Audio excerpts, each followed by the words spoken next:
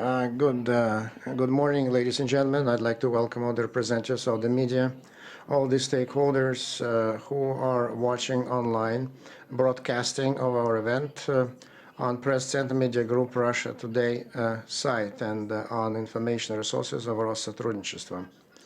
I am happy to welcome all those who connected on video conference connection, because we have an untypical very interesting format of live communication with questions and answers from the media representatives who got personal invitation from Россотрудничества to participate in today's online conference. So then all the people living abroad in Russia and different along the lines of Россотрудничества. We're going to talk to Mr. Primakov about the changes and the questions that the new team needs to face. Yesterday, November the 16th, the new Россотрудничества started to work. Evgeny Alexandrovich, so good morning. I'm happy that you found time to talk to the journalists and answer their questions. And now I'd like to give the floor to you. What's going to change in the work of Россотрудничества? Good morning, colleagues. I'm happy to be with you. And now we have this kind of combined press conference. Some of it is online, some of it is offline. As you see that I'm present here, just my heart and soul are with you, but I'm working from home because I don't want just to let anyone down. Just I wish you good health. That's what I would like to begin with. Россотрудничество is undergoing a change. I would not say that there's a final change, and so we're happy and there will be no more changes.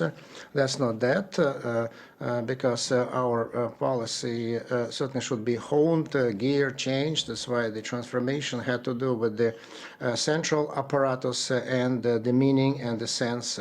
And so definitely our international branches as well so will be affected. So that the new infrastructure will be more logical than what we had before.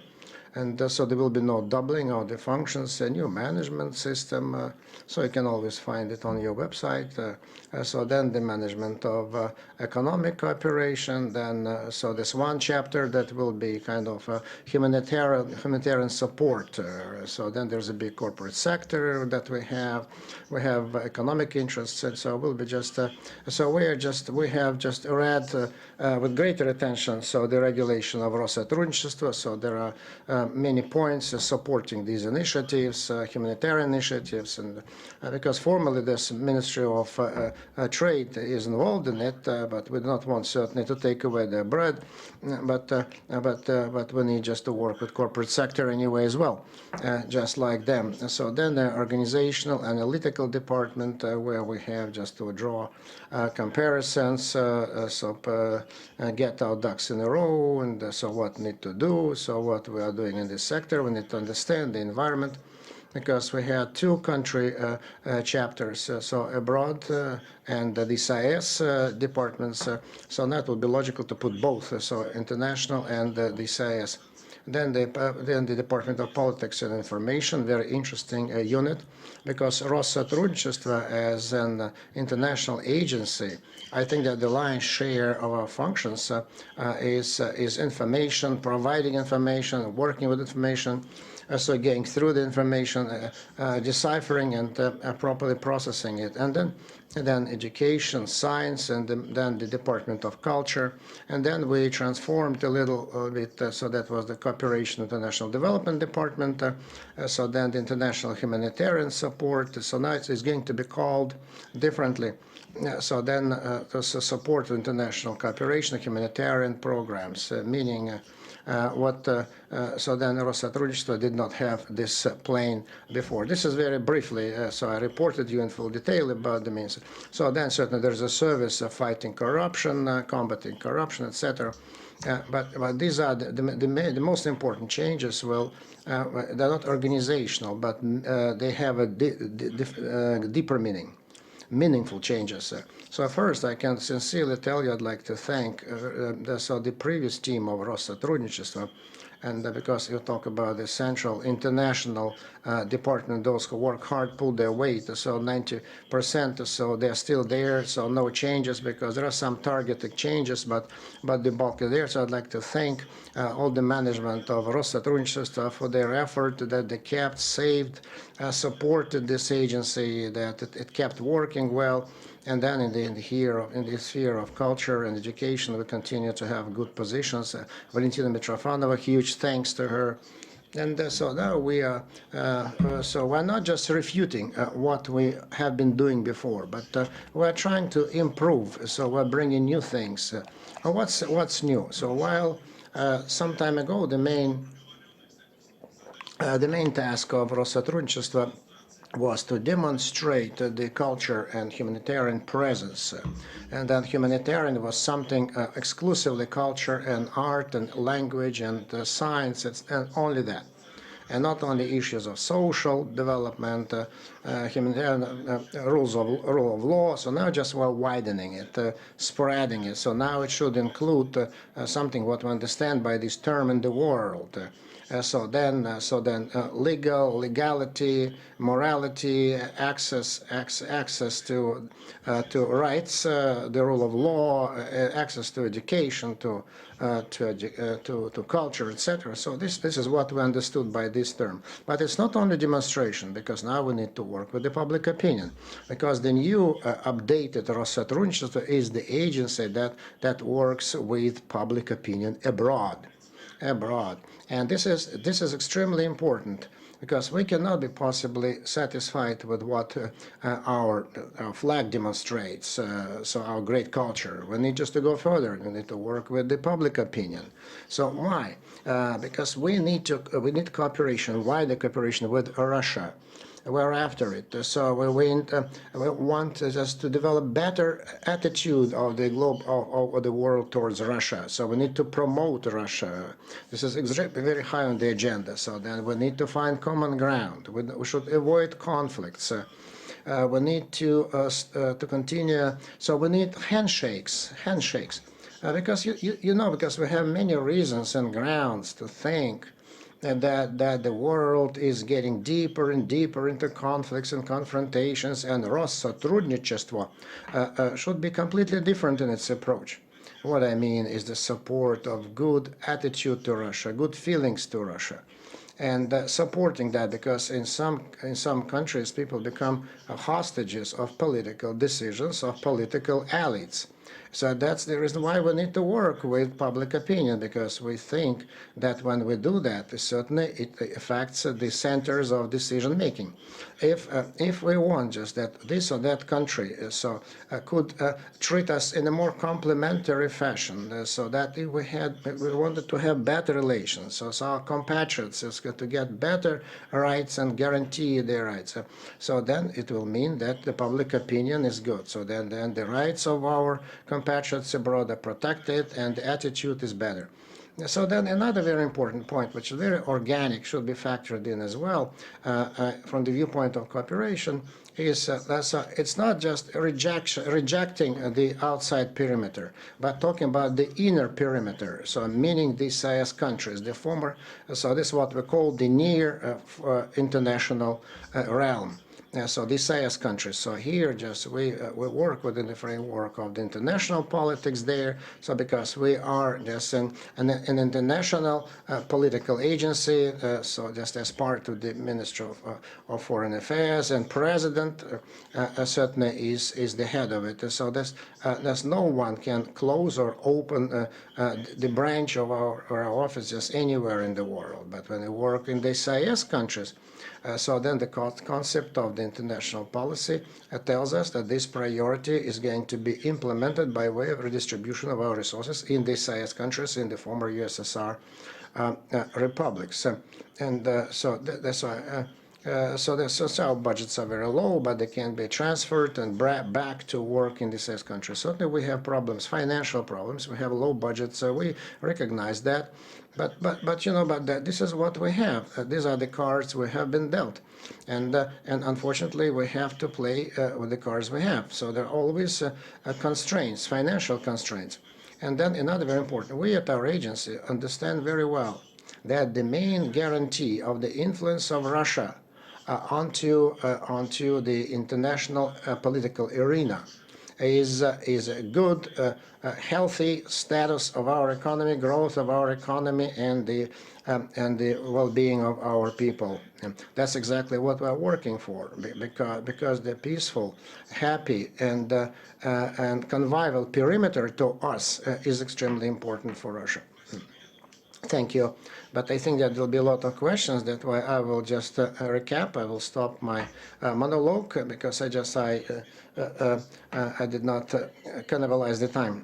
Yeah, that's right. So you were right, and this combined nature of our event. So we're getting many questions from different sites and our colleagues and journalists that connected by Zoom. So they will be able to answer questions by themselves.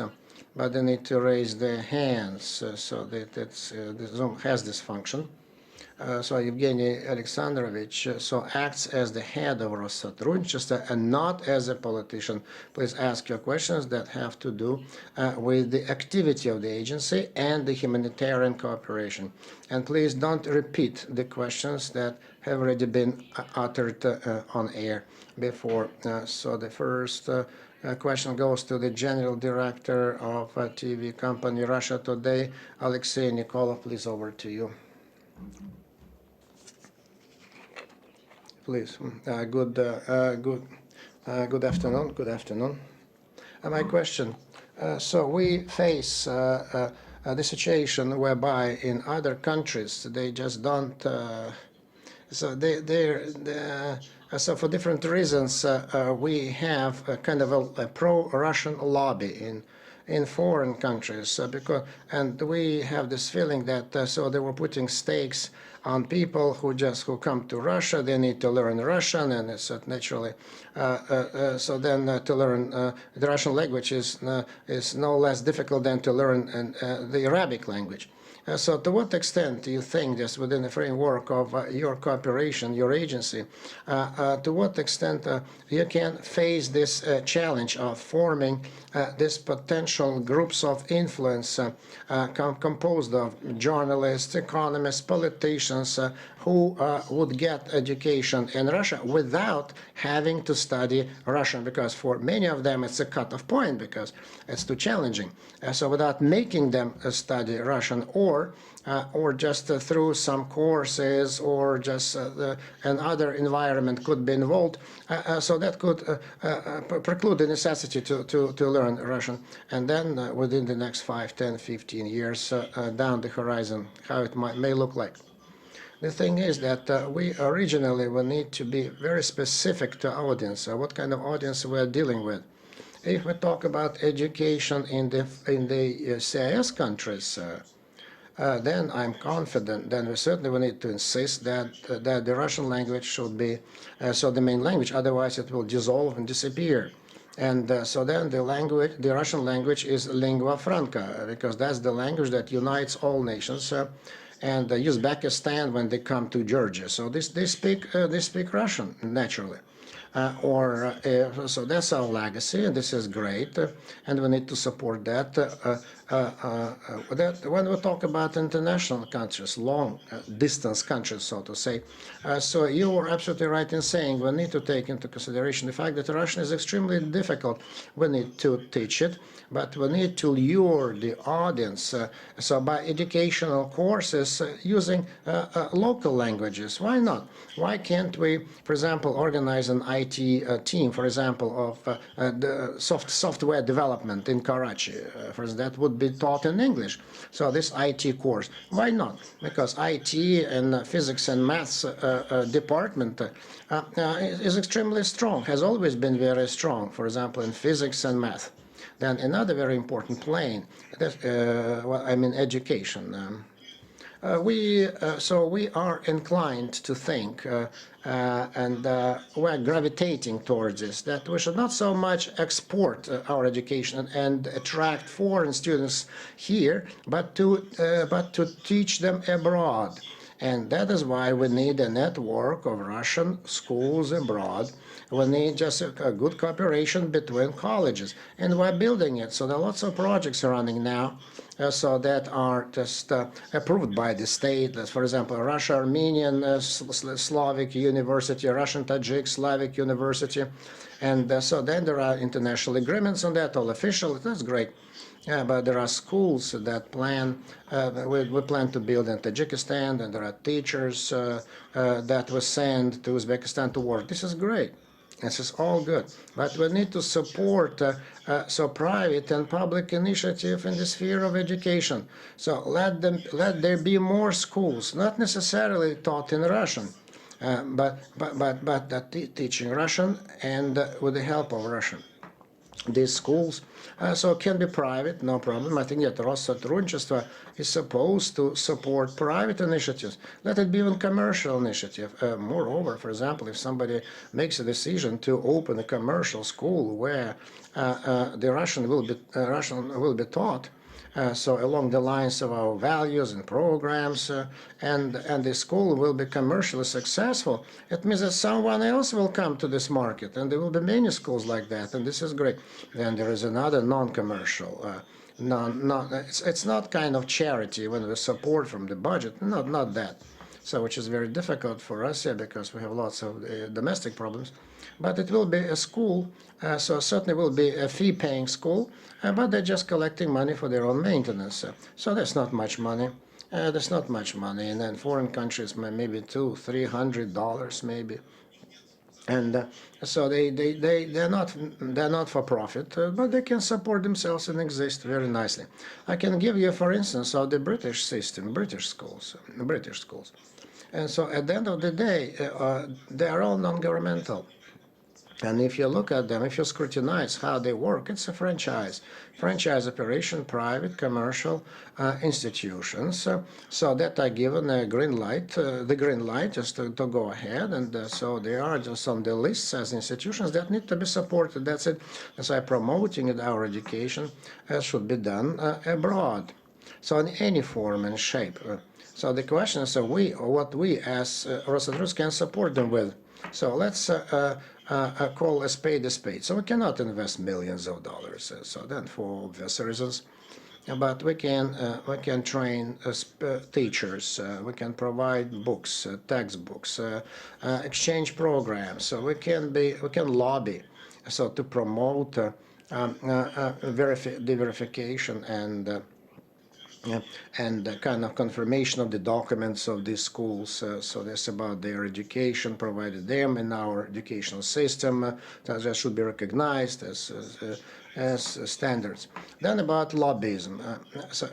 So no humanitarian government agency will never recognize that its goal is to set up lobbyism and organization of influence. So they will never recognize that, never admit to that.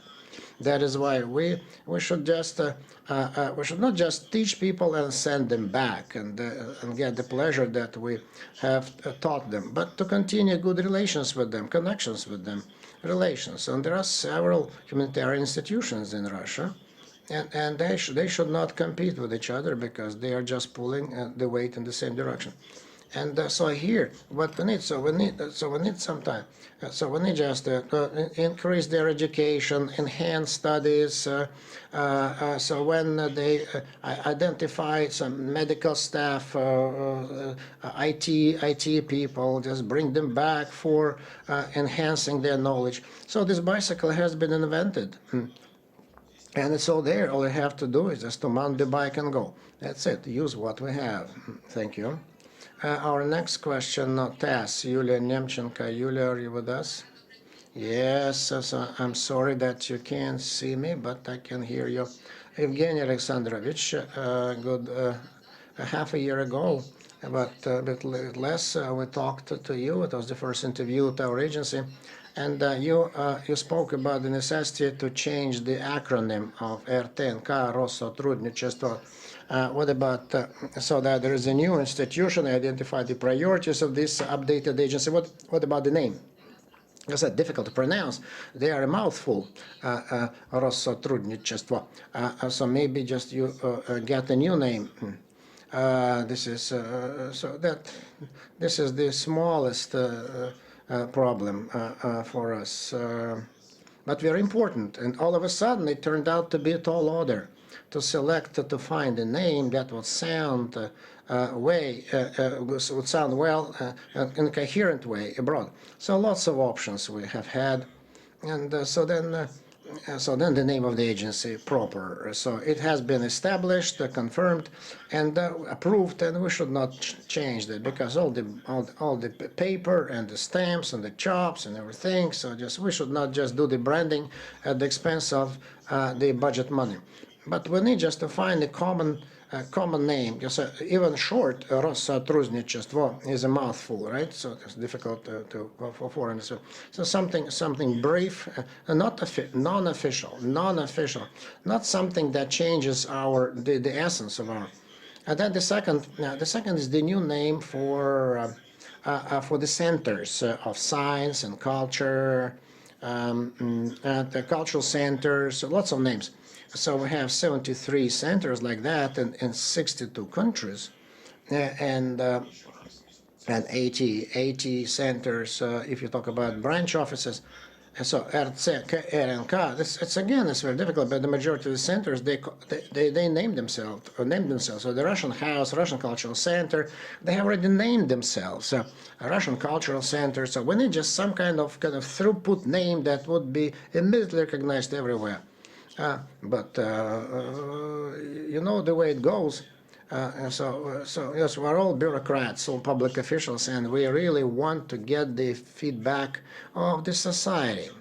I think that we have launched a new story. Just find a good name among the higher education institutions. So, for example, the colleges where there are many foreigners. So, because we really just want to get their take, we want to see what they have to say, and then we'll deliver it to our management. And so, just about all these names. Let it be the greatest challenge for us. And the next question, Vasily Moeksenko, the news of Moldova, please. Good afternoon, colleagues. Evgeny Alexandrovich. Can you hear me well? Yes, I can hear well. Evgeny Alexandrovich, I respect the request of the moderator not to ask political questions, but in our country, in Moldavia, 2 days ago, there was an event that affected all of us. That's the reason why I'm asking you this question. Because the head of the state, so the person who was elected who is close, who gravitates towards Europe. And so then even the neighbors were saying that Moldavia is about to turn around politically.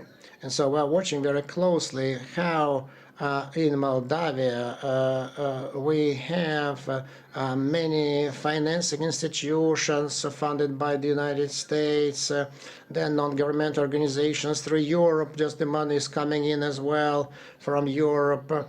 And in this connection, what could the agency take to what steps can take to protect our compatriots, our interests, and how this agency may operate in future? And the second about the pandemic. Because certainly the pandemic changed the way the agency operates now. It's obvious, and so many events went online. So to what extent you think that this has been a successful change, offline-online transfer, and so how can we improve our work in future? So let me start with the second very simple question. So naturally, we're thinking about the epidemic. So it's not because everything is fine. I certainly would like to work offline and normally face-to-face. So whenever we had this opportunity, we'll go back to the old methods of operation. So because the corona affected the students who come to Russia, that 15,000 people that used to study in Russia, now they got stuck abroad, they're not coming to Russia. And so lots of students, and so then our Ministry of Education and Ministry of Education understands that, and they say so they didn't let the students in, and this is horrible. So we have not ditched them. So they are there. We understand that this is the difficulty of the situation, because we have not forgotten them. Yeah, because certainly there are hostels where they can go through the quarantine period, and certainly online gives us new opportunities. For example, so it would be quite difficult just to come from Moldova to the conference, just, and it would be difficult because lots of red tape involved in it, and trips and so. But now just easy to talk to you just online. So this reach out is very good. It's a new term, reach out. So this is the access. So there's a closer distance, online approach. So new courses can be done in Zoom. Training courses can be. I think that eventually the epidemic will come to an end, and everything will be fine. Concerning the political situation in Moldavia, so first, so when we set, the president of the Russian Federation forms the international agenda. So the Ministry of Foreign Relations does that, and so we do not set any political tasks and arrangements or agendas. So we do have instruments. So we've heard many pronouncements that Sanda for one. So they're going to turn to face Europe, and so then they're talking about unification with Romania. So they were talking about that as well.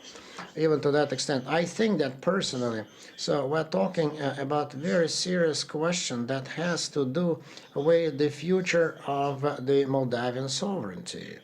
And so it will be very interesting for me, because I'm not pleading with you to do that, but it would be good just to listen to the opinions of our Moldavian partners and public people. So how they view their own sovereignty if the government will see its task to unite with Romania. So what about sovereignty? So it's not even a choice, Russia or Europe. So we're talking about something else. We're talking about the fate of Moldavia. So what could be, what eventuality there could be? So then the Moldavian people living abroad, so they voted very actively. More than 200,000 voted, and most of them certainly voted for that lady. So then the president of Moldavia has this official congratulations have been sent. So we hope that the government of the country will be logically assessing and evaluating the importance of good relations with Russia. I hope that they will see that. So if we build our relations, we're not even talking about Moldavia, but it has to do with any kind of work, just in the CIS countries, only just on the basis of cooperation with government structures, authorities, and forgetting about civil society. If we do that, then every time will be depending on those who will head this authority. And this is a non-viable situation. We can compare it as how we gave discounts for natural gas and loans to the former management of Ukraine, and you see what happened eventually after all these loans and discounts. So that is why. We're waiting from our colleagues specific ideas, projects. So we need to establish good, functional, friendly, horizontal relations with non-governmental sector. That's exactly what we're after on any platform that could unite us. So it could be the support of compatriots abroad, law and order, ecology, cultural projects, whatever. Great. We have always been strong on that account. Yes, we're not USA Dutchmans. We're not the Soros Fund. So we have we cannot just spend too much money and provide lots of grants. But we can provide sites, venues, support, information support. So to organize people, to set up a certain event, we can do that. So let me repeat again. It doesn't have to be a political support. So it's very important to understand that, because Россотрудничество has never organized and will never be organized any parties, any factions, any political movements. So you have never heard anything about work of USAID, for example, or a British Institute or a British Council. You will never hear anything like that, and you've never heard anything like that. They're doing that. Certainly, they're promoting their values, democracy, liberalism, so minority rights, etc. They do that, but no one has ever said, now we're going just to set up a party and fight for the power. This is ridiculous. This formally, they have never done that. And I think that this kind of expectations that Россотрудничество is going to set up a party, organize a party, and just go and take to the streets with the flags. No, we'll never do that. So we address our issues differently. Then the publishing house, Комсомольская правда, Alexander Zudyaev, please.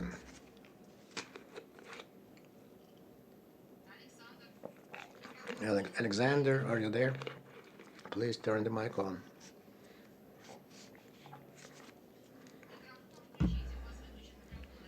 Turn on your mic.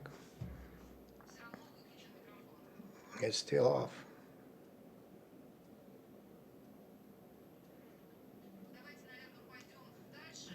Okay, let's. So then Alexander will learn how to turn on the mic.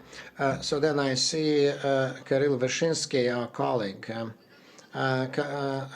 Kirill, are you ready to ask your question? Kirill, are you there? Yes, yes. I've seen Kirill. Yes, Kirill is on. Excellent, Kirill. So this unexpected request. I wanted to listen more rather than ask questions. Yes, I do have a question, and so there are lots of questions I have. But first question, I want to congratulate Evgeny. We haven't seen him since he took office, so it's kind of belated congratulations. So because you want to sympathize with me, not so much as congratulate me on this office, right? To feel sorry for me.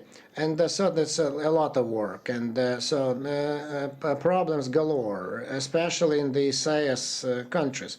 Hence the question, so what are you going to do when you protect the rights of our compatriots abroad? Because we know that in the CIS countries, this is one of the most acute problem, protecting the rights of ours, so besides certain lots of problems related to humanitarian cooperation, cultural cooperation, something that discrimination of our compatriots in the former Soviet Union country, especially in Ukraine.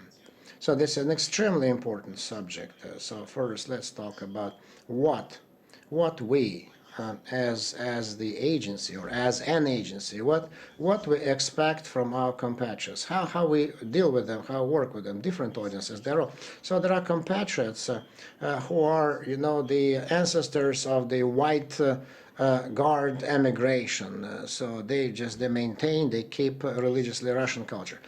So there are compatriots who, for many reasons, went abroad by themselves, for political reasons, or what we say for just when we went for the sausage immigration, we call it, because they went for better lives, and so we call it just looking for better lives. And this is the second way. And then there are compatriots that all of a sudden happened to be abroad because the borders went down. It was a catastrophe. And they never expected to become compatriots living in a different country after the collapse of the Soviet Union. So the audience are different, interests are different. And the next question is what do we expect from them, and what can we give them? I would phrase it like this. First, so we need to help them to maintain their identity, what it means. They need to understand where Mother Nature is, and what kind of relations, connections they have. These are our expectations and what we can give them. So, for example, exchange programs, courses, working with the organizations, cooperating, traveling. So then the second, so after the events of the last week, certainly we'll be talking about that. so which is the basic political loyalty. So let's set it up, let's because this is very important, because we don't care just who they vote for. They can vote for the Reds, for the Whites, for the Greens. I don't care, but they should not vote and they should not support. So then the Abrams tanks rolling down the Tverskaya Strait, because for us this is impossible, because we are an international political agency, and they should not root for that, because we cannot possibly be outside politics. It's important because the question is about the degree.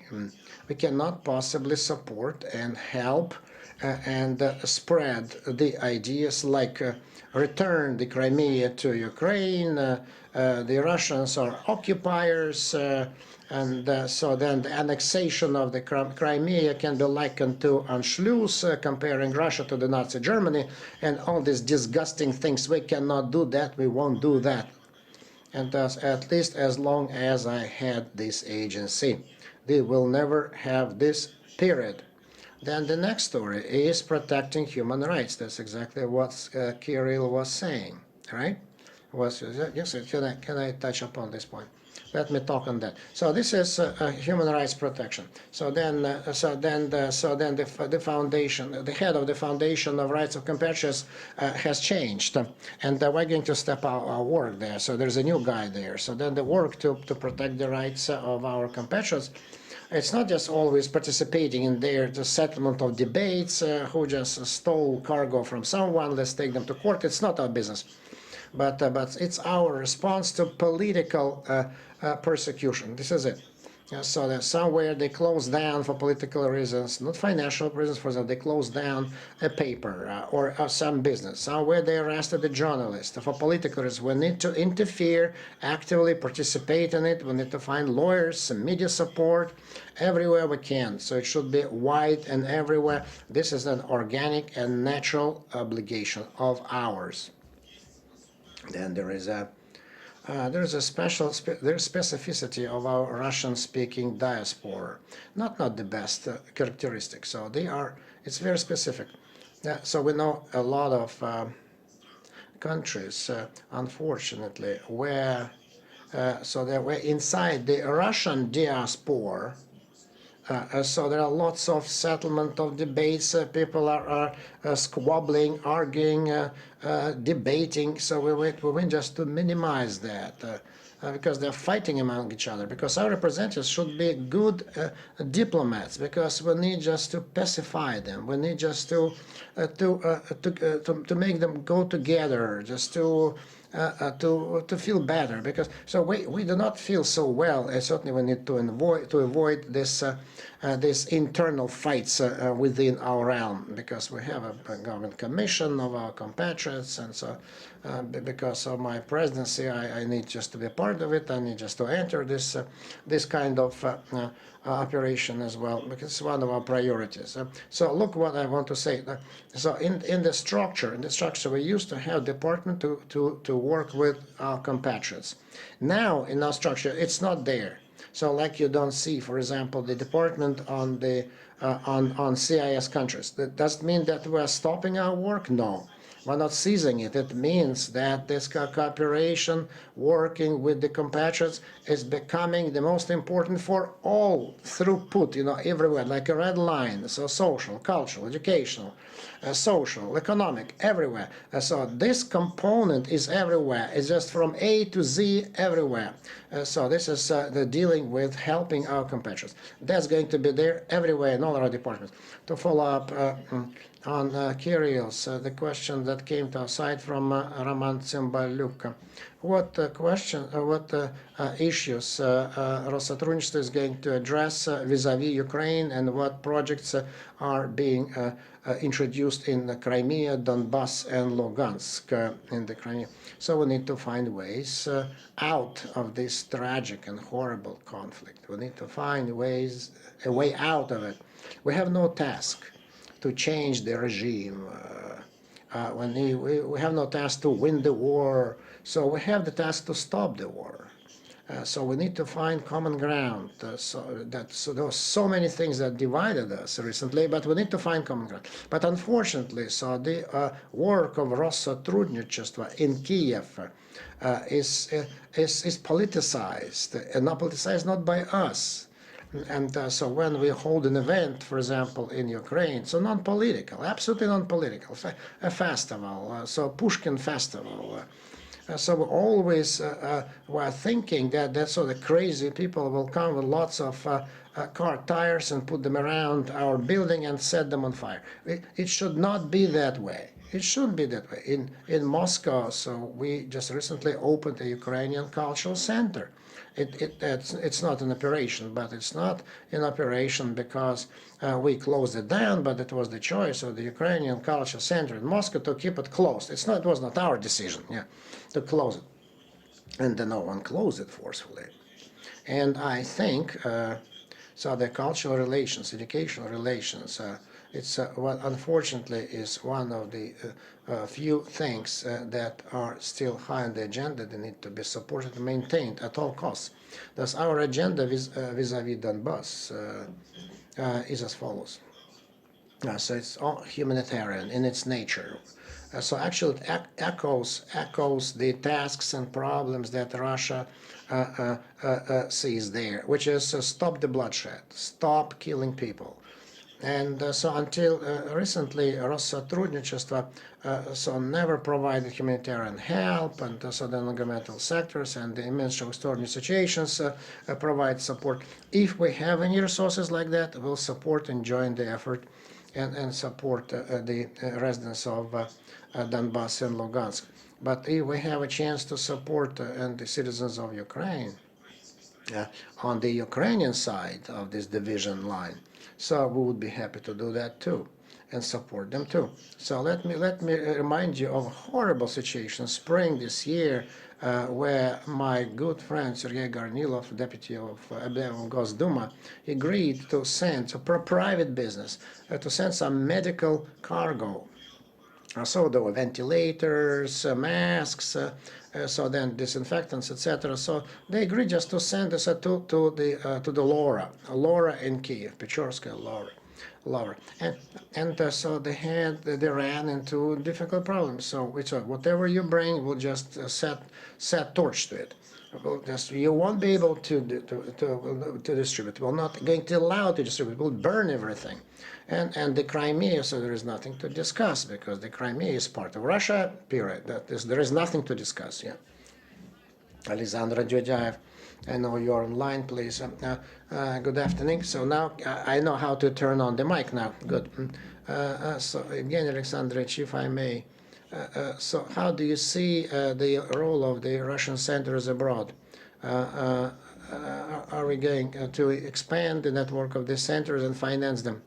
And what new cultural programs would you like to implement abroad?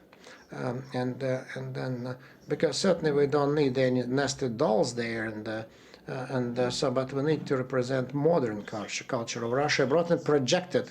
So that's a nice ball that you've sent me, so the ball is mine. We need to understand that our cultural centers, they are opening up and closing down on the decision of the president. And it's obvious. And when they open up as a result of a concluded international agreement. So we're not in a non-governmental agreement or non-commercial agreement, so we can just think up and say, oh, let's open a branch and do something good in that country. So because we're a federal executive component of the government body, so that is why. So that's why Kirill was asking about the Baltic republics. We have a very difficult situation in the Baltic Republic, in the Baltic states, because we went almost to the point when we were ready to open so a center in Estonia, but it was very difficult just to sign this agreement, this international agreement, to approve the center. But I don't think that it would ever go just to sign this agreement with the Russian Federation concerning the opening of the center. Let them come down first, and then probably so the center will be opened and the functions. I would wish our representative offices not only filled with events but services, state verification of documents, ability to quickly and safely, without any red tape, just to pay for courses, if they're fee-paying courses. So then the teams, roundtables, events, humanitarian work, that would be on the basis of what the local audience wants. So based on what they go after, because when we bring to a certain country, let's say to Egypt. So, for example, the choir of Cossacks, right? So the choir of Cossacks singing so well. Certainly, there will be some audience, yeah, because there should be room for nested dolls as well, yeah, which. But if we bring to Egypt our rappers, just irrespective of how I treat this music, so I may like it, I may not like it. So I don't think that there will. So how many people will come? So yes, we want just to people should come in great masses and not just in small groups, and that is why we need to think just who to bring to attract many people. So, and I want them to be great authors, musicians, singers, dancers, so whatever, any arts are welcome, but popular professionals. And the new as a new Department of Culture that recently was set up, it will be kind of producing center.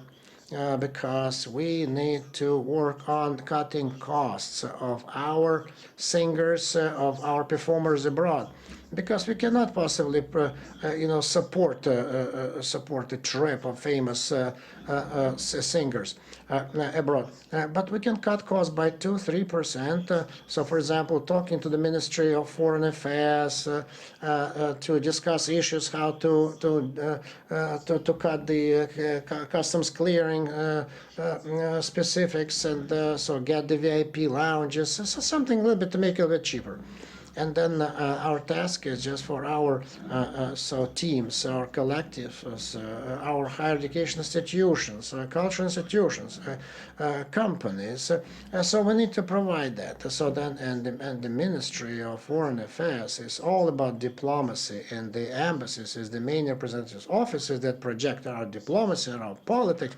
Then the network of our institution. So they are public humanitarian embassies. So because we represent all players in this area. So that's the way I view it. And I asked the representatives of our departments all over the world, and now we're getting the feedback from them, and telling them not just to, for example, to designate their work. For example, we need just to organize 25 events, so a tea party, concert, or this. No, we don't want that. So they need to justify the necessity of this or that event that they want to organize. What sympathies, what target audience, whether the locals would want that, whether they will come for it, and whether we'll get this synergetic effect, whether the people will respond to that. So we need to poll the people, whether they will come back, whether they will be interested. It's all in the offing now, just we're developing it. But certainly it's our headache now, because not all our colleagues and our representatives' offices abroad are ready to work along the lines of this logic. Sometimes they're sending us, so let's organize an exhibition of for example, Vereshchagin painters painting, and then we'll tick the event. That's it. So to guarantee that the Россотрудничества branch will keep living, will keep working well. So just let's organize this exhibition of paintings of Vereshchagin. For example, that's not the way we should operate. So, and we cannot do that. I will avoid that. Yeah, because the next step of our effort will certainly affect the operation of our international network. Okay, Protopopov. Elena, are you with us? Elena? Elena, okay. Yes, Lena, yes, I can hear you. Good afternoon. I have already sent my question to you in written form, and I was waiting with the sensational news about the name of the agency, but unfortunately, so this sensation has not come to pass, and that was the main question about the renaming, and then I really just want to interview you. So maybe I would like just to interview you. If you have no specific question right now, just we'll talk on the sidelines later, and we'll decide when about the interview.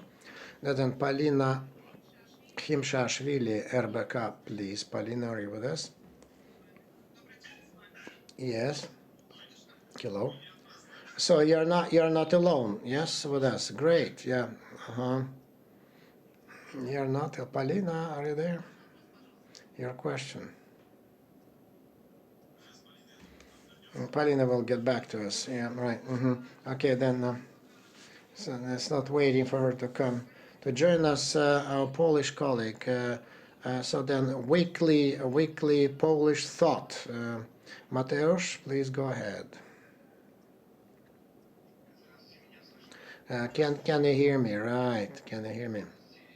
Good afternoon, Evgeny. I represent Poland, as you understand. In Poland, unfortunately, so the activity of Россотрудничества is perceived by local political institutions as something, as a hybrid war, information war against. So what you regard as humanitarian policy, they regard as hybrid war. So here it's perceived as kind of so enemy activity, so aimed at the governments of other countries. So how Россотрудничество is going to support the journalists and compatriots and other public people who unfortunately are persecuted in different countries. Unfortunately, it happens very often in Poland as well. So there was an event recently, so a famous Russian correspondent journalist, so he was so taken, kicked out of the country. And so then there are many other examples. And Россотрудничество, so what can you do? How can you address this difficult, challenging issue? So regarding Poland, we have several good ideas. I think several good, solid, robust ideas, and it would be strange if they were taken negatively. First is we want just to open musical classes, right? And it would be strange if they go against it. So well, there's no politics there, right? So just music classes. So it's all about, it's a culture, pure culture, 100% distilled culture. So there is no politics in music classes. Then with regards to the Polish government, so we have known it, so officially proclaimed and stated, and it's not complimentary for us. But the Poles, they treat Russia pretty well, by the way, and the Russian people, they treat well. So the people of other people, and it's strange just to think only about political authorities. That would be strange. So we do not gear ourselves to work with them, because we have to have good relations with non-governmental people. The different institutions on any subject, not the authorities, and concerning the rights of our compatriots, especially journalists. We have another solid idea. No, it doesn't have to do with Poland, but other countries. I think that our chapters, our institutions abroad, should become some kind of information center. Certainly, it should be kind of an entry point to get some information from Russia, about Russia, so to agree about something that can be done in Russia, so a trip to Russia, so to get a loan to go to Russia. So then the journalists should be interested. We should be open, logical, transparent. So these centers need to be open. Concerning this, so persecuting journalists for political reasons. So we see so that under these slogans, so our mortal friends operate so successfully. And I don't think that we should give away our agenda. So we're concerned with the rights of journalists and with the way they can realize their freedom of speech. And certainly we need to stand up for them, but we need to support them. But we need just to think of ways how to do that. So then enlisting the services of lawyers, for example, because we have limited resources. And so then informational support we can provide as well. And I'd like to stress again that recently there was an interesting story. It's not a journalist, but a Russian teacher, teacher of the Russian language, so who was arrested. And then a friendly humanitarian mission submitted an application to the OCD to clarify why this teacher of the Russian language was arrested and about the. So I don't think it's because we support it, but then the public opinion worked, and she was released from the remand prison a few days later. So maybe because they're trying just to accuse her of treason. Yeah. So but then they released her a few days later. So it worked.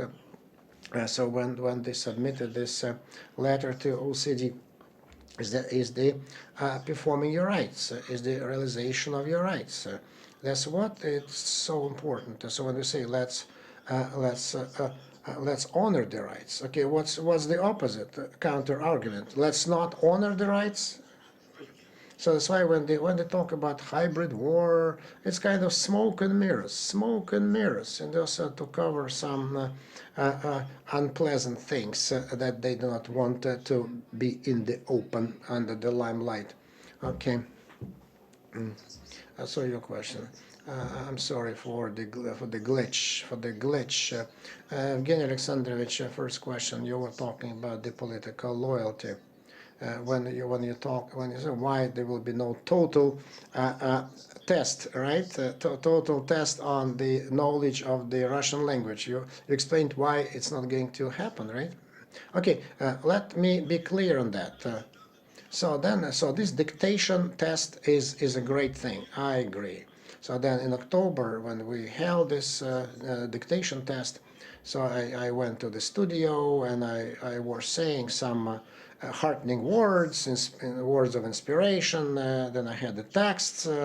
So very good project, and so it worked well. And so this is it promotes the Russian language. It's great, good. Then what happened later? So I was saying that Россотрудничества, it's an international political agency. Yeah, so with international political part of the international political ministry. I asked a question to my colleagues who put together this total dictation test, whether we can exchange the author of this test. Who just put together this, because we do not select the author who designed this test. No, he said, no, it's not us who selected the author of the test.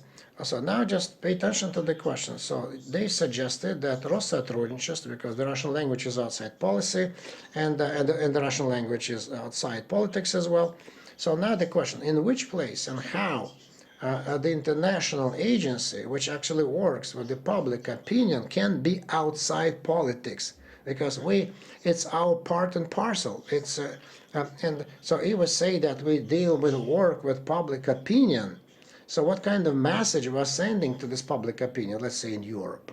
What kind of message we're sending to them, to the public opinion, that as we hope, we count that it will be nice and friendly and cooperate with Russia if using financing from the state, using our sites abroad.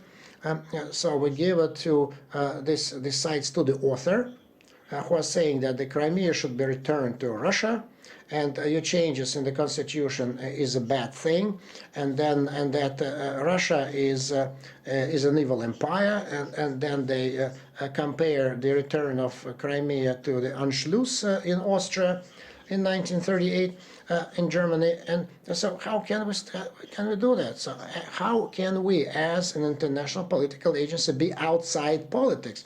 We cannot be. So Dmitry Bykovsky, I think, so he's a young and talented, good author, good writer, and so I've read some of his works. So Metro, for example, book I read, so very nice, entertaining. As an author, he's getting better. So maybe just he has begun to write something more serious. I don't know. So because they say that the authors are outside politics. Because according to in the Russian cultural tradition, the Russian authors have never been outside politics. Dostoevsky, Tolstoy, Gorky, Pushkin, they have always been in the politics, not outside the politics. And I'm very happy that any author, any writer who creates meaning and sense cannot be an entertaining person. And so, so then Bykovsky and us do incompatible things. And so I'm very sorry that we had to make this decision. So we're not abandoning this total dictation test in the Russian language.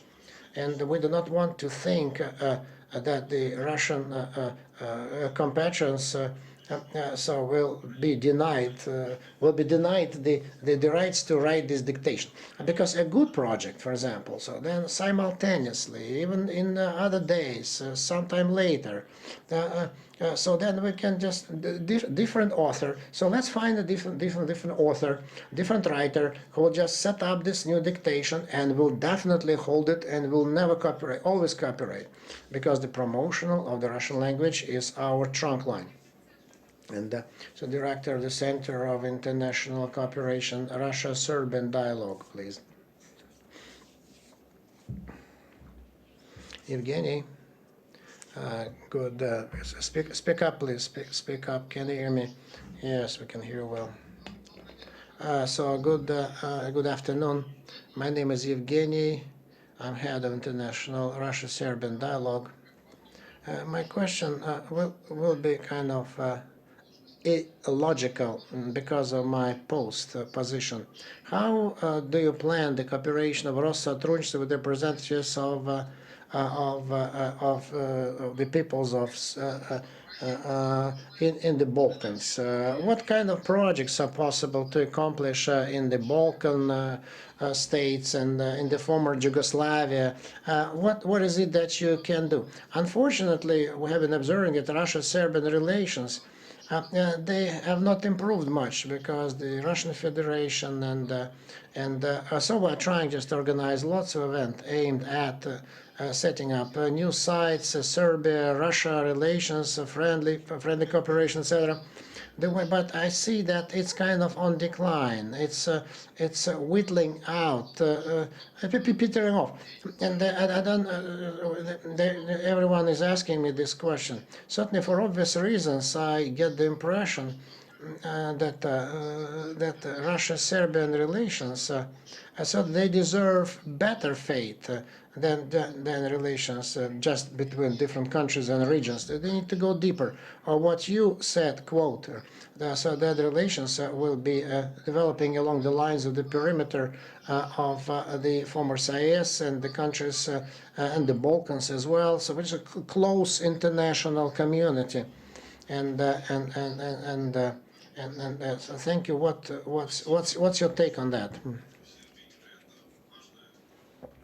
Serbia is a close to our hearts country, very close, and I would not agree that that the work is kind of going down there. No, just the other way around. So in recent years, so then there's a Russian humanitarian mission was set up, so social humanitarian approach. Then the center of Kurinan Media Center of Russian Express is very active there now. So they are we're replacing the head of the representatives of Россотрудничества there. So there was a wonderful step forward. So this mosaics in the Saint Saba cathedral. So when they just put up the new mosaics, so the Serbs will remember it always. So sponsored by Gazprom, so the restoration of this cathedral. But certainly we want just to establish better relations with the Belgrade University. So one of the centers that train people for economic, political, cultural elite of Serbia. We want just to establish good relations because so we have the a cooperation agreement with the Ministry of International. And then we need so the guys from the Department of Political Sciences to work together. Just we need to sign this agreement. So there are possibilities. There is room for political cooperation, cultural cooperation, humanitarian cooperation. So we do have Russian companies working in Serbia right now. Serbia is part of European Asian Alliance, European Asian Russian Alliance. And I think that their presence will be growing there as well. So we just will remember that. I will remember very well that also the main Marxist idea about the basis and the superstructure is still there, because if there is an economic basis, then the political superstructure will work well. That's what Karl Marx was saying. That's why Serbia is a priority, definitely. And so if we can distribute resources. If we are to distribute resources, some from Latin American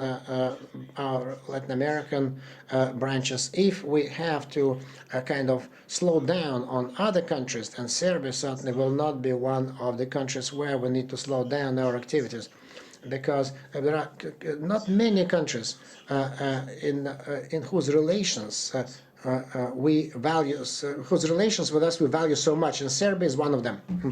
And now, can you turn on the mic, Mrs. Naumenka?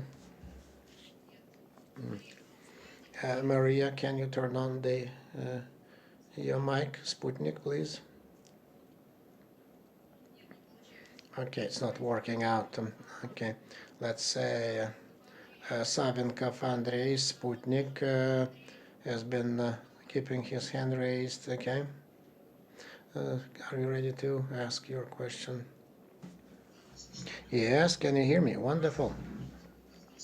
Good afternoon. Thank you for the press conference. I wish you good health, all the participants. My question has to do with Armenia, because just because of the truce, we can see that anti-Russian feelings are running high, and this is a friendly country. And if what Россотрудничества is going to do in Armenia, how to fight these anti-Russian feelings that are on the rise now in Armenia. So what's the strategy of your agency in Armenia against the background of this declining? So then so the management is being changed right now there. So we have new candidates. And so we are going just to, I think that it's tomorrow, so we're going just to replace. So now just that person is being coordinated. I think that you'll be pleasantly surprised when you know just who the new appointment will be. Because Armenia is a special country for us. The thing is that because the Armenian diaspora abroad has always been very politically active, because and we had several. So one in Armenia, in the United States, then in France, we had lots of Armenians, and then Armenians in Russia. There's three diasporas that existed. So there are certainly many political, economically active diasporas elsewhere. But these are the most important. And now, just judging by the way the work is being done with the public opinion, so with our mortal friends per se, so we can see that a lot of done to use so this misfortune that occurred in Armenia to undermine and destroy the relations between between Russia and Armenia. So they're trying painstakingly trying just to so when they just throw in the fakes and other ways just to destroy the relations. I even just were hearing just as crazy ideas that the Russian peacekeeping force that appeared there just a few days and saved a lot of people from death and so from eviction. So they're saying that the Russian peacekeeping force stealing, marauding, looting. So it's out and out egregious lies that are just thrown in. So they're adding fuels to the flames, and we can see that. So the idea is just to undermine the relations and the friendship between our countries. So the thing is that against the background of horrible discord, the unhappiness, disturbances, but it's not even this politics, but we need just to keep the people in Karabakh alive.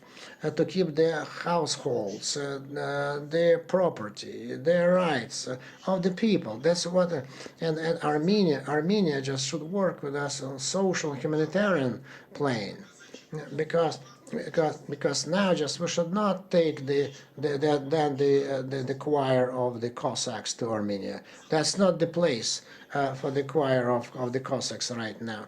But to send them a couple of ambulances, for example. Yes, and work there in shifts, for example, helping just when the medics and volunteers and the health professionals could work there for a while just on a shift basis to help them. That would be great. To help to demine the territories. So certainly it's not our task. It should be coordinated between the agencies, and it's not our business. And the news whereby they say that there's the interagency commission was set up recently by the president of the agency on international cooperation that should coordinate this issue.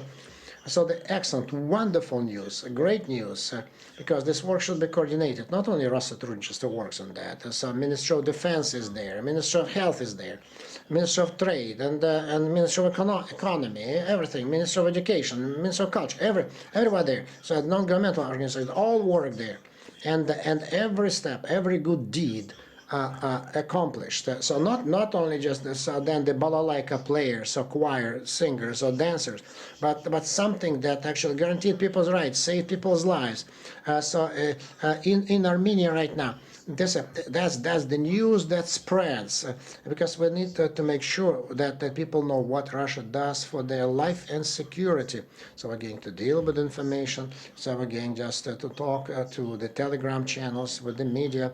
So we're ready to cooperate with all of them, spread this good information, but distribute it, and then we're going just to deal with to be in contact with our peacekeeping force and the agencies, how to distribute, how to talk about the good things that we are doing. And this is naturally we need to explain and talk about it. So it's a big philosophical issue, because Russia is a generous soul. And so we never thought that we need to talk about good things that we are doing, just because we always say, do good things and throw it into the water and let it, and let it go down the river. But we need to talk about the good things we do. If we don't talk about the good things we do, it means that we haven't done anything, because no one knows about it. Dmitry Steshin, Komsomolskaya Pravda, are you with us? Dmitry?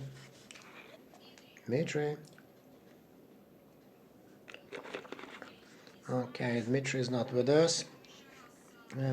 Once again, Maria Naumenka, Sputnik, are you ready to get in touch? Maria?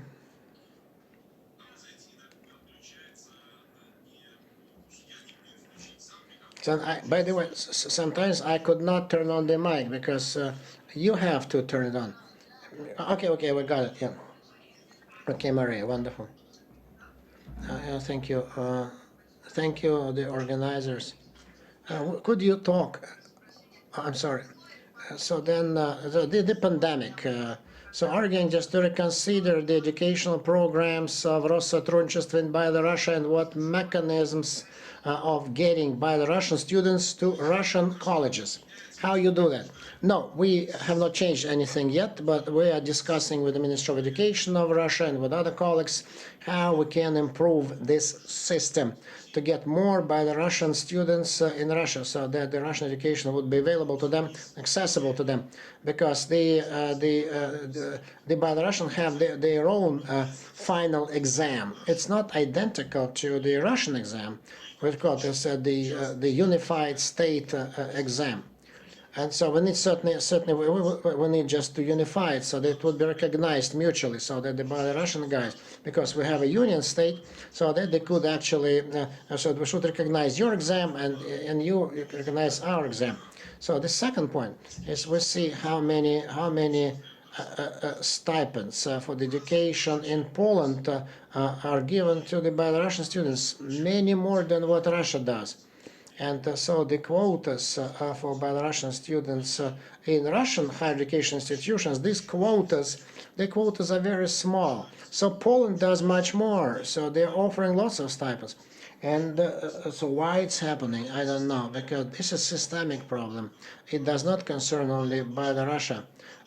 So usually we have this honorable right for a foreign student to study in Russia, but it's not a ticket to come to Russia. It's not just it's not support to get a stipend or a hostel room.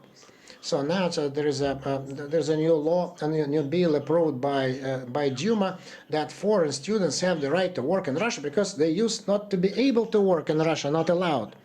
And so I don't think that it will dent the Russian labor market if a few thousand foreign students would be able to work in Russia. So it's good that it has been approved. So both Americans and the Europeans, so they provide grants and stipends. So we provide only quotas and no stipends, no grants. And I think that some of a certain part of the quota should be provided should come together with grants and stipends, right? Allowances, because it will pay back, and it's not much money. Yeah, because the people who became teachers and doctors, and certainly they will treat Russia differently. So they'll be they will be working differently at their places of job later.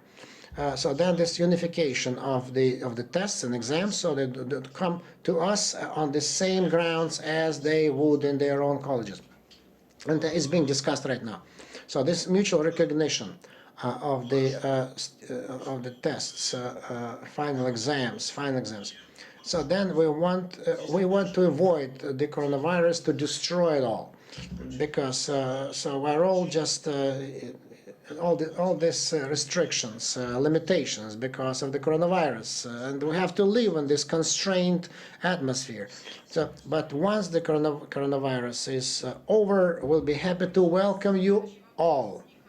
The next, so then the news in Lebanon and can you hear me? Can you hear me? Can you hear me? Good afternoon, Evgeny Alexandrovich. My question has to do with our region. Yeah.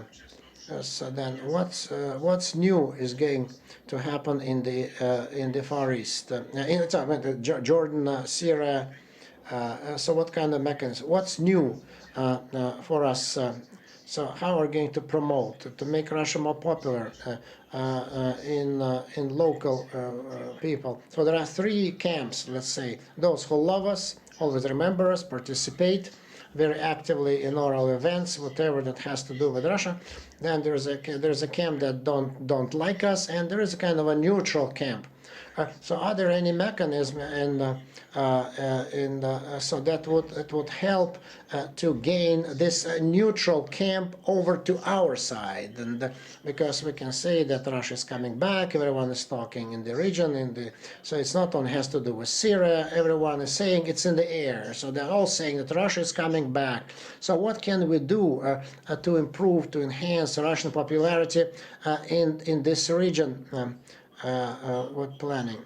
Yes, so we are updating our efforts. I can congratulate you with the opening of the exhibition and of our branch there. So then in Damascus, so there is an exhibition of war pictures there. So then the new head, I think that went there in February, if I remember. Mr. Sukhov, he came to Damascus. He's a wonderful specialist. So his specificity is Arabic science, and so then our center needs to be renovated. So we're just opening this center. I can see so the interest towards the Russian language is increasing. It's increasing, and our peaceful mission in this area is one of the main engines of the growth of interest to Russia. So one of the main engines, the main driver. So because they respect us, so they respect Mr. Putin.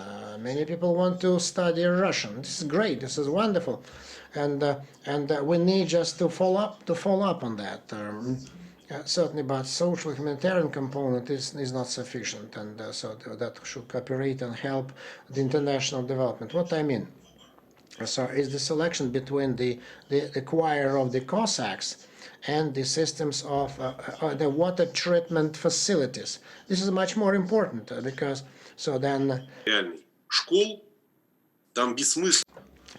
So because if the schools are closed down and if there is no water treatment facilities, makes no sense just to send teams playing balalaikas, and so we should not do that. And so then, for example, Russian women who married the Syrians, so get them together and celebrate. But it's not something that will work.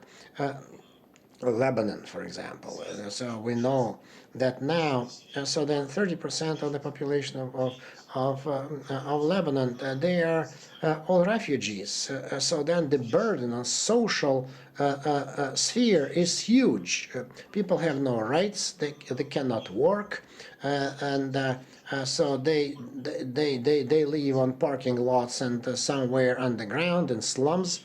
And they're surviving, and so Lebanon, so this economic crisis, especially this huge explosion in the port recently, it's incapable of helping people, cannot. So then, so to help the refugees, so then the Ministry of International Foreign Affairs of Lebanon, so he spoke about that, and so because Lebanon concerning the refugees can only provide some humanitarian help, I mean informational support and help. There's nothing else Lebanon can do for the refugees.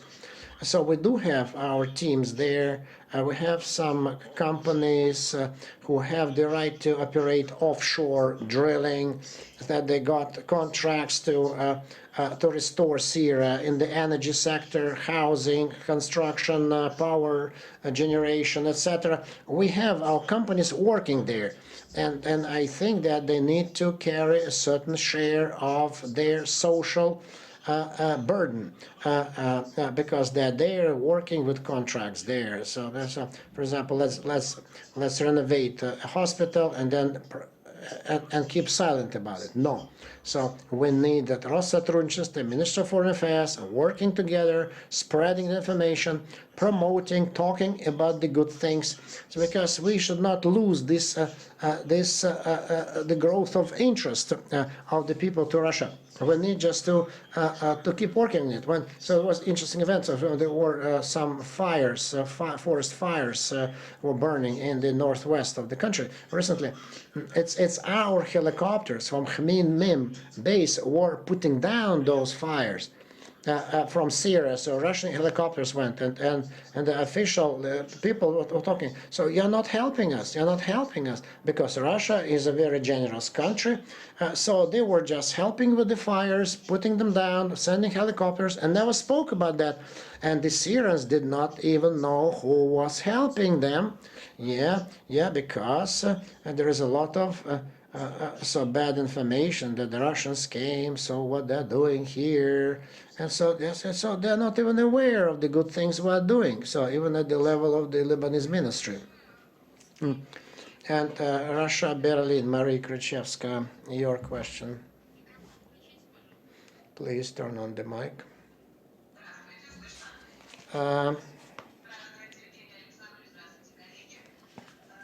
the Russia House. The Russia House, you can see it on the background. So I'm at the heart of Berlin.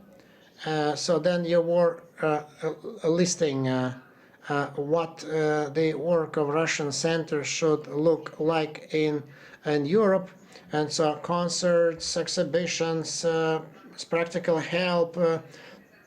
Then helping to formalize the documents. I think that it's been working for a long time and very successfully.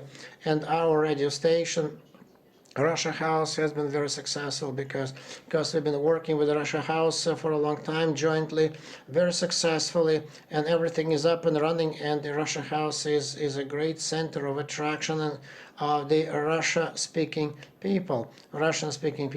And so you were saying that about the very shaggin exhibition of his paintings is good too, maybe. So because we don't want, a report. We don't want a report on this. Please. But that's the reason. My question, because I'm very much involved. You were saying that so that we're going just to talk about the CIS countries. Very important. But what about our interests in Germany and in Western Europe? Because in Western Germany we have millions of Russian compatriots, Russian-speaking people. So what will be the main guidelines in Germany of your activities? And taking advantage of this opportunity, I want to see you, to visit. Please visit us at our studio. This would be great if you come. Thank you very much. So, what are the priorities of your operation in Europe? And so the Russia House in Berlin, I'm happy with this work. So because the head is a very good guy, perfect, very professional. But I certainly wish it would have to do not only with the Russia House in Berlin, but all over the world. But concerning Europe, it's great. So I wish that we need to digitize everything. So we want them to know about us, and not only just from the viewpoint of culture, but we need to talk more about Rosspace company. So there would be the jubilee of the flight of Gagarin into space, and so because we need to provide information about Russian science, Russian achievements in economy, because you have a huge Russia House, 30,000 square meters, so taking up the whole block in downtown Berlin. Great, big. So we want just to organize some kind of an interactive exhibition dedicated, a lengthy one, dedicated to space, to our cutting-edge technologies, to Yuri Gagarin, because we just celebrating the anniversary of his flight. So maybe we don't have to have this virtual reality. Because the young people will not come to see the pictures. They want enhanced virtual reality, so they want something new, they want some games, they want some interaction, computer things. That's what so we need to update. We need to bring our work to a higher level, because certainly we always talk about literature, great culture, our history. So this is true, because this is our great legacy. So we are famous as a country of great culture. This is great, but math, physics, software engineering, space. So these are the things that we need to promote. We have been remiss. And we need just to change that. We're kind of holding this huge globe, the planet Earth, on our shoulders, and we need to talk about this information, because Russia is not only the country of the great past, but is the country of a great future as well. So the achievements of new technologies and everything. Right? Okay, two more journalists. So they've been trying just to ask their questions. I'd like to give the floor to Tajikistan. Unfortunately, I cannot pronounce your name.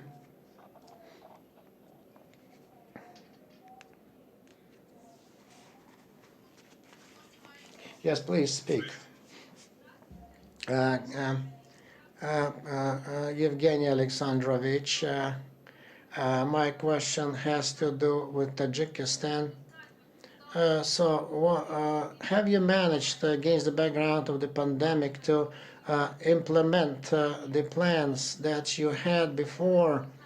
Specifically, will there be any adjustments in the implementation of new initiatives, new programs? Because the Russian language and culture in Tajikistan is in great demand, and so that's why the schools with the Russian language and in Russian, we need these schools very much. Could you speak more about that? Yeah. So recently I visited Tajikistan. There was an inter-agency commission.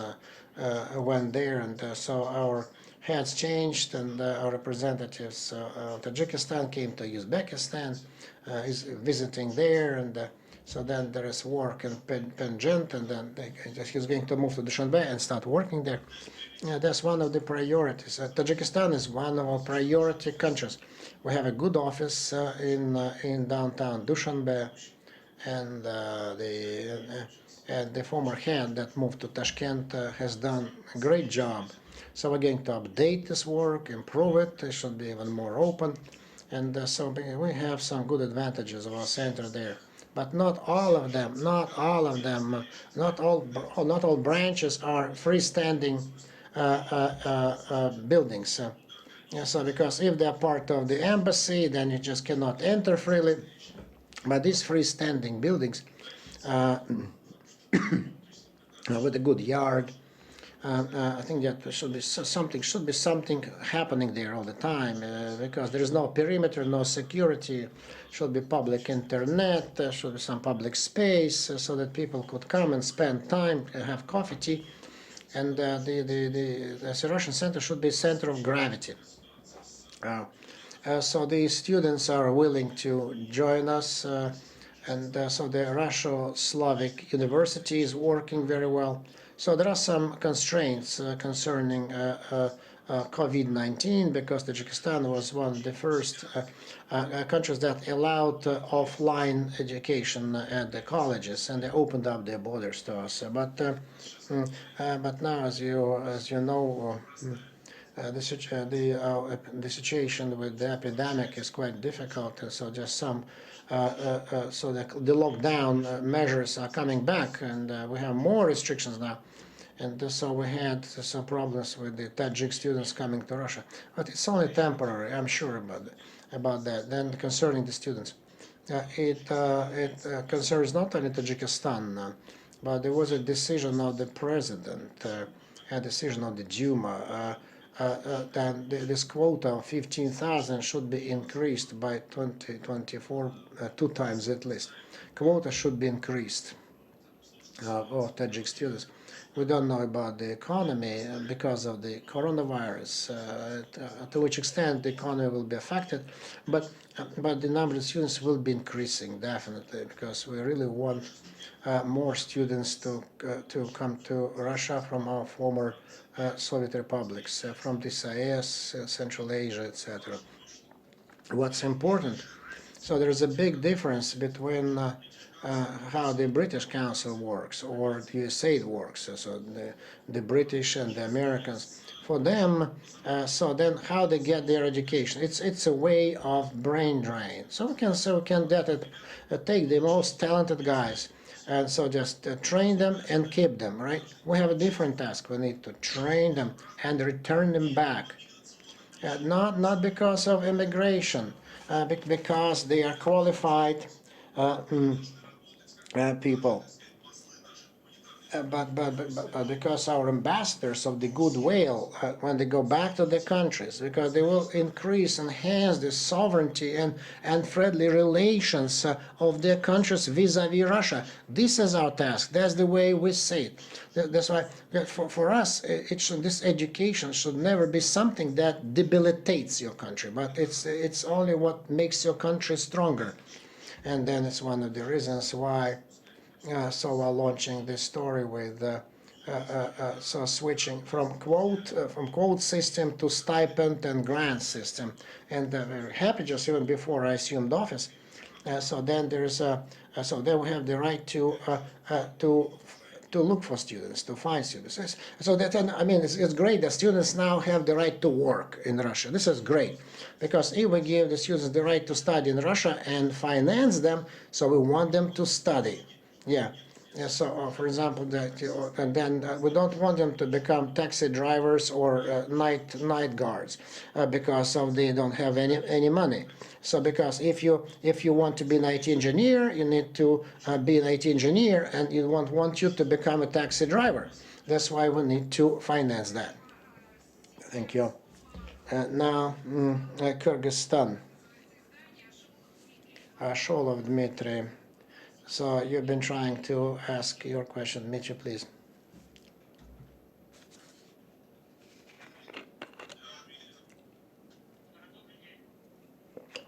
Good, yes, good afternoon. So traditionally, I would like to ask about the country that I represent. Is there anything you plan in Kyrgyzstan? What cooperation plans you have? And the second question, what about, is it easy for Россотрудничества to work in the Central Asian countries?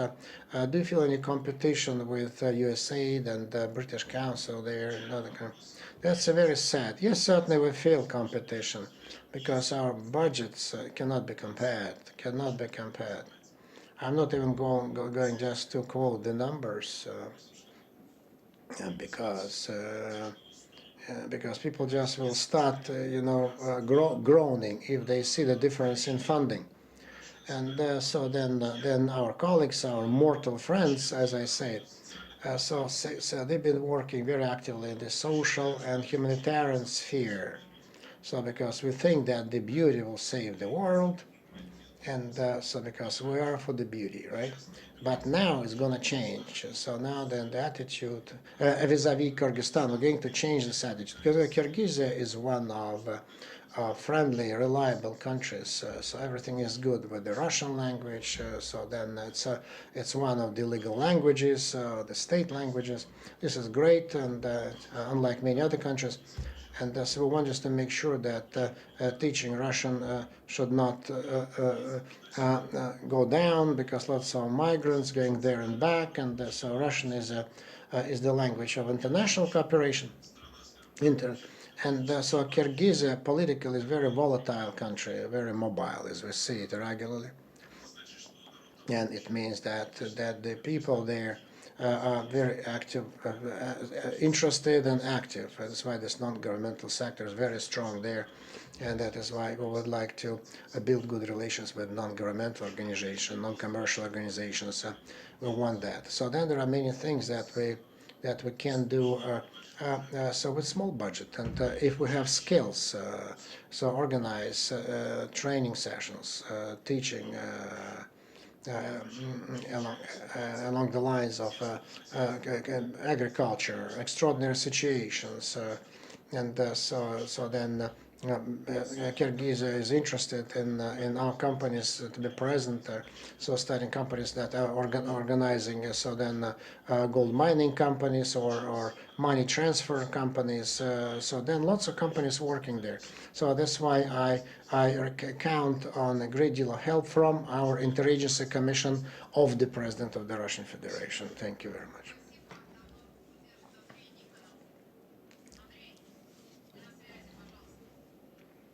Andrei Nikonov. Good afternoon. How are you doing in Hurghada? How are you doing? Everything is fine in Hurghada. I represent People's Education magazine. It's one of the oldest magazines, so it's been publishing since 1802. The People's Education. We are confident that the Russian school is a cultural phenomenon that we need to hold on to in Russia and share this phenomenon with the rest of the world. I think that you know that we've been supporting the Russian school in Egypt, in Hurghada, and so that's where we met. And my question has to do with in 2015, there was a concept of the Russian school abroad. In accordance with this concept, we need to have a register of Russian schools abroad. But unfortunately, there is no state body is mentioned there that is responsible for this register. And just for 5 years, so we're trying to figure out what this body that's responsible for the register is. I hope that Россотрудничества will do that, and so you as a good owner, so will take care of this register. I know that keeping the register, certainly it's a very important thing. So because it's kind of very difficult business, challenging business, keeping this register. And so then the activities of our school, one of the main challenges is the staff. So we are short-handed here. We don't have enough people. So other schools, they suffer from the same problems because the demand for Russian schools is huge. And in Egypt, I can tell you this, there's 5,000 students actually study online of the Russian Embassy School. And the Russian Embassy School is not handling this situation. They're falling short because we're short-handed. And so we set up this project. So we won this project. I hope the financing will come. So I mean, there's the direct contact between the schools located in Khimki, Moscow, and Kurgada. So my question is as follows. That's about the register. So when it will become operational, and the second question, whether Россотрудничества we need to establish a direct cooperation between Russian schools and foreign schools located abroad. And we need just to help opening offline branches of Russian schools in Russia. So the register is a very important thing because I think that our office needs to do that. So to keep the register because it's in line with the promoting of Russian culture and language. Logical, yes, logical. And so it's on the table right now. Just we're working on it, but there will be decision concerning the horizontal relations with the Russian schools and international schools. So the schools that teach Russian, etc. And Russian schools in Russia. So very good ideas, correct. So there are some limitations because we discussed that earlier. At that time, so when so the people with Russian citizenship abroad, they get formally offline into the Russian school in Russia. This is great. So they got all the documents, all the tests and everything, just all the exams, all the results, everything. But we have a big category of people that are not Russian citizens, and so they're not all children of mixed marriages. Sometimes there's the children of foreigners who want to study in Russia because the Russian education is in the top 12 quality educations in the world. And so, in spite of what was happening to us in the 90s. And so with them, it's more challenging to organize all this. So how to enter a foreign student to a Russian school. So we need to think of this if they're not Russian citizens. One of the ways out is so then it's a project of Moscow School Abroad, and then so we discuss it with Moscow government authorities how this cooperation could be done. So we'll continue working on this. So we are in dialogue. We'll continue this dialogue with you, and so even that at the time when we met, we didn't have any arguments. Russian paper, Ekaterina Zabrodina. Can you hear me? Can you hear me? Thank you, Evgeny Alexandrovich. I have two questions. First question, I know that you don't like this notion of soft power. What can you replace it with? What new interesting things we can think up, for example, for the United States? And what kind of new projects we can offer them? And Georgia, for example, we haven't had even diplomatic relations with them, and humanitarian ties cut. So how can we actually work on a human level?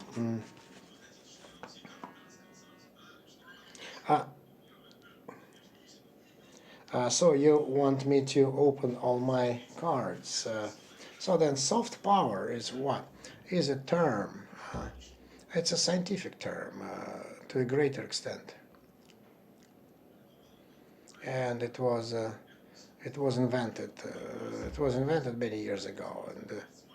And so smart power. So smart power or soft power. So power as force, or power as authority, because in English, so the soft power has two meanings: power of authority. So I'm not talking about Россотрудничества, our agency, but I'm talking about from any colleagues. So Institute of Goethe or Cervantes Institute. So if we start dealing with soft power, then they will think that they're crazy. So we're going to get involved in soft power idea, right? And so that's why we're not interested in soft power. We are involved in humanitarian policy. Who is going to evaluate that? That's what we're involved in. So who the experts may think is a smart power, soft power. Let the experts think what kind of definition. So because it's a trite, banal term about the United States. You know this. I hope let the dust settle in the States a little bit. So give them a cooling down period, because our educational projects are in demand there. But I know that there is a little quota for Americans to enter Russian colleges. So those who come as exchange students, sometimes. So then they say, officers come to them and say, so are you crazy to go to Russia to study? And so there's a pressure applied on the Russian compatriots in the United States. So you shouldn't go to Russia. Yeah, so then they apply pressure. So we're living in this difficult world. So then maybe it will be settled when the Americans will have finished this hysterics about Russian interference, etc., that they've been suffering starting from 2016. Then dialogue will be possible. Yeah, because we have many Pogoshi movement, then the disarmament committees. We work actually.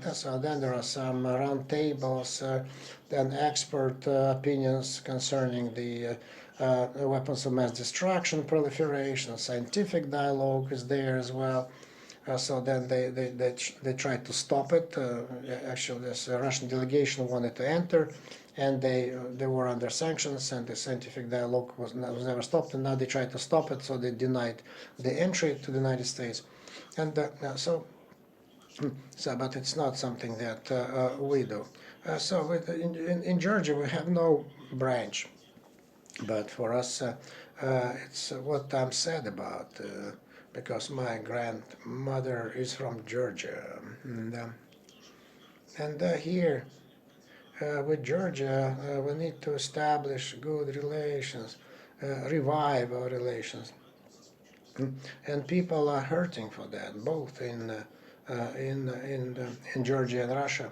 But we need to understand that over this period, starting from the Rose Revolution, when Saakashvili came to power, the United States and the European Union have set up about 6,000 non-governmental organizations to monitor the public sphere in Georgia. And so this sphere, it's obvious. So why they set it up? Because it's not humanitarian issues that they address. So the main task is just to develop bad relations, bad feelings to Russia. So that's the idea, non-complementary relations to Russia. So that's why just to establish new airlines, or just to remove visas. Then immediately a talking head appears on TV and starts casting aspersions on Russia to stop this kind of dialogue immediately. Because they don't want good relations with Russia. If you cannot talk with the government, then it's very. So then we can build good dialogue on political issues with the society, non-governmental, non-commercial. That's where we can talk.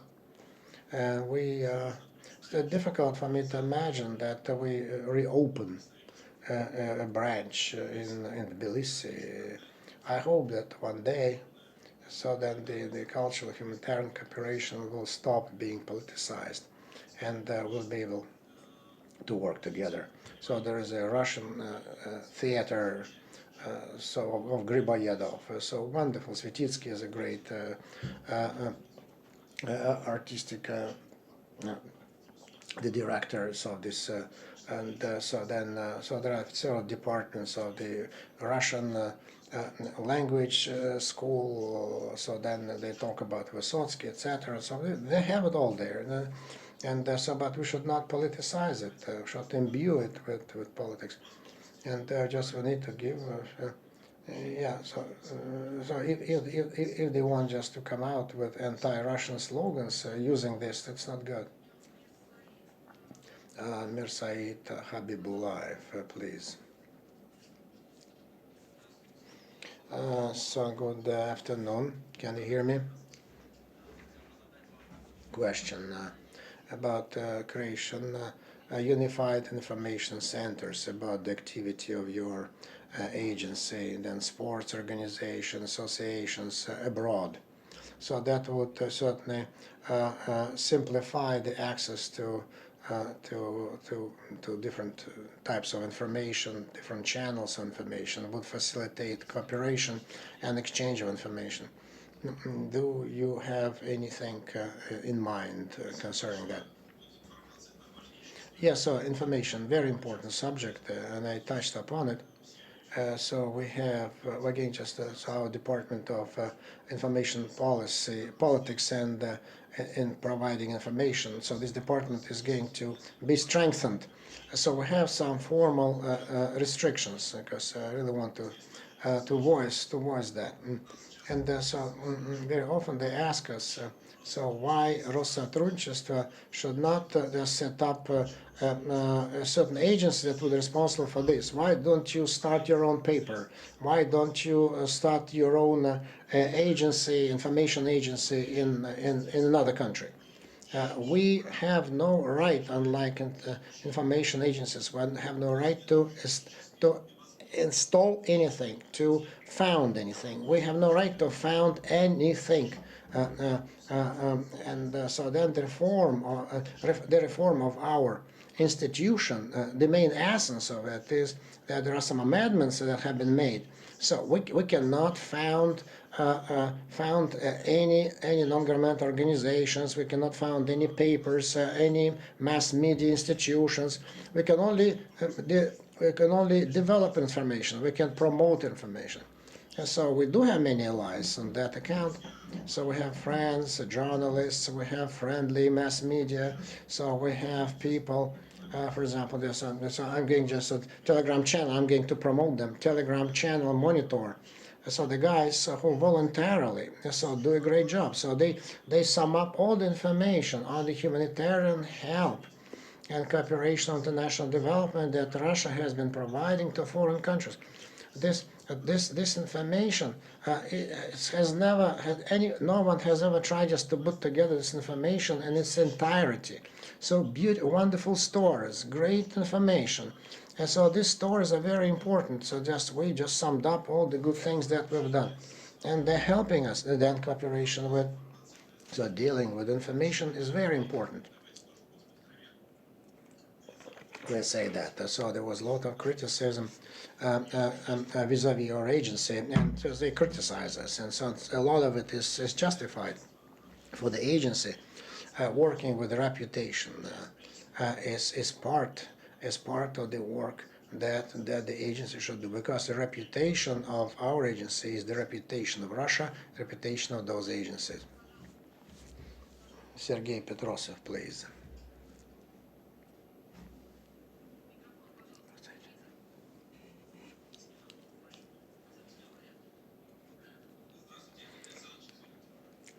So good afternoon. My question, you mentioned that when we speak about compatriots, their task is to gain their loyalty, gain their So then basic political loyalty. They can support anywhere, but they should not be traitors, right? Yes, I agree with you. I'm with you. But is there this understanding what means your agency can achieve that, this basic loyalty? Remembering that, as you were saying, so you plan to cut the personnel of the agencies in the countries where this task is so important. And the second question, so do you know the situation about the Russian school in Paris? And if yes, how would you comment on that?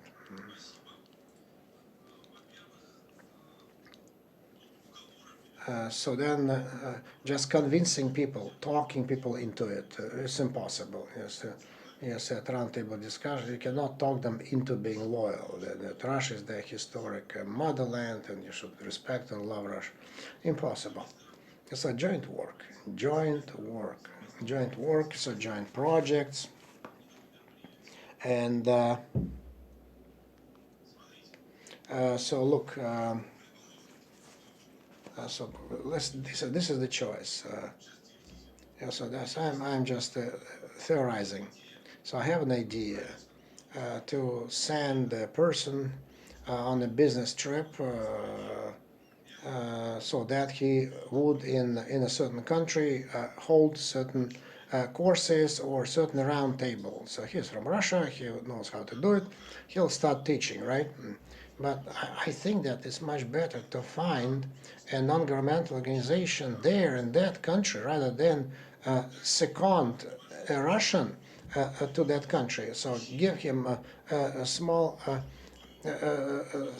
small venue, right? Give him a salary, so that they would organize those courses of cooperation with our agency.